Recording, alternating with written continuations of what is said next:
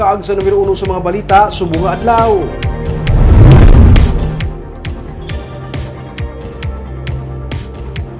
Mga motorista ginaabisuhan anay nga likawan nga maglabay kung kagabihon sa area sa San Carlos City kung saan may nagluntad nga land kag rock slide.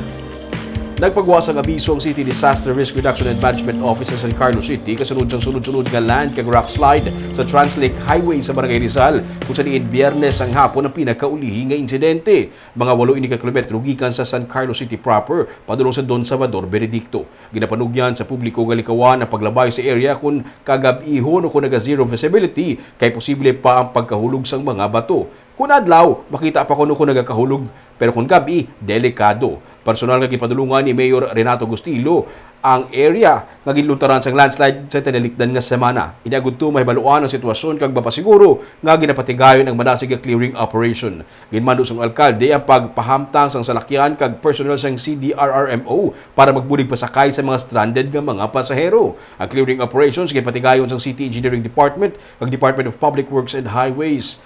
May gintanyag man nga libreng sakay ang CDRRMO transport team sa mga travelers nga nagapadulong sa syudad sa San Carlos. Magluwas sa landslide, rock slides man nga natabo sa among lugar bangod sa pila ka adlaw nga pag-ulan tugas ang low pressure area kag shear line.